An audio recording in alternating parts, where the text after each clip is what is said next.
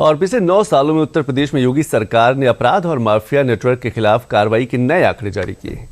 ये आंकड़े केवल पुलिस की कार्रवाई नहीं बल्कि यूपी में घटते क्राइम रेट को भी दिखाते हैं। सरकार के मुताबिक मार्च 2017 से अब तक राज्य में 17,000 से ज्यादा पुलिस एनकाउंटर हुए हैं। तो क्या कहते हैं यूपी पुलिस के ये बड़े आंकड़े, बड़े दावे, उस पर एक रिपोर्ट। प्रदेश को माफिया मुक्त, गुंडा मुक्त, दंगा मुक्त, कर्फ्यू मुक्त बनाया है, तब अब उत्तर प्रदेश विकास के पथ पर तेजी के साथ आगे बढ़ रहा है। और जब विकास होता है तो रोजगार का सृजन स्वतः स्फूर्त भाव के साथ वहां से होता है। जब किसी राज्य में एक मजबूत नेतृत्व के साथ शासन और सुशासन होता है तब राज्य सही मायने में तरक्की करता है। उत्तर प्रदेश विधानसभा चुनाव 2027 में अब कुछ महीने का वक्त बचा है।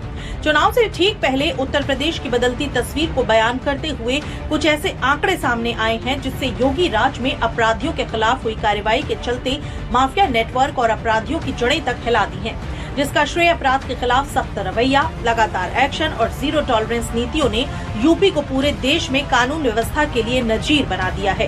अपराधियों के खिलाफ जो कार्रवाई उत्तर प्रदेश की सरकार ने किया है, आज देश के दूसरे हिस्से में भी हमारे फैसले का, हमारे काम का अनुसरण हो रहा है। इस काम को बंद करने वाले नहीं। इसलिए अपराधी एक बात पूरी तरीके से समझ लें, उत्तर प्रदेश में रहना है तो अपराध से दूर रहना है। दरअसल सोमवार को उत्तर प्रदेश सरकार ने यूपी में पिछले 9 सालों में हुए एनकाउंटर के आंकड़े जारी किए, जिसमें सरकार ने बताया कि मार्च 2017 में योगी आदित्यनाथ के मुख्यमंत्री बनने के बाद यूपी पुलिस ने कई एनकाउंटर किए हैं, यानी हर दिन औसतन 5 एनकाउंटर हुए हैं। योगी आदित्यनाथ की सरकार की ओर से एक प्रेस कॉन्फ्रेंस में बताया गया कि इन एनकाउंटरों में 289 खतरनाक अपराधी मारे गए हैं। योगी सरकार में अब तक कुल 17,043 पुलिस एनकाउंटर किए हैं। सरकार के अनुसार ये औसतन हर दिन लगभग 5 एनकाउंटर के बराबर है। सरकार की ओर से जारी प्रेस बयान में एनकाउंटर से जुड़ी जानकारी दी गई। एनकाउंटर्स के दौरान 289 कुख्यात अपराधी मारे गए, जबकि 11,834 अपराधी घायल हुए।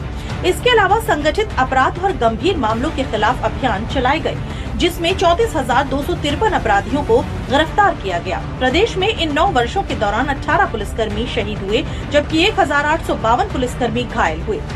अपराधियों के खिलाफ, अपराध के खिलाफ जो जीरो टॉलरेंस की नीति पर उत्तर प्रदेश की योगी जी की सरकार ने माननीय प्रधानमंत्री जी के मार्गदर्शन में जो काम किया है, उसका परिणाम आज क्या है? आज सबसे ज्यादा निवेश हमारे पास आ रहे हैं। आज उत्तर प्रदेश का औद्योगिक विकास आगे बढ़ रहा है। इससे एक बात तो साफ हो गई है कि ये केवल आंकड़े नहीं है, बल्कि पिछले 9 सालों में यूपी में सरकार अपराधियों और माफियाओं पर कहर बनकर टूटने की दास्तान है, जिसका सीधा असर यूपी के क्राइम रेट पर पड़ा है। साथ ही प्रदेश में संगठित अपराध, माफिया गतिविधियों और गैंगवार जैसी घटनाओं पर प्रभावी अंकुश भी लगाया गया है।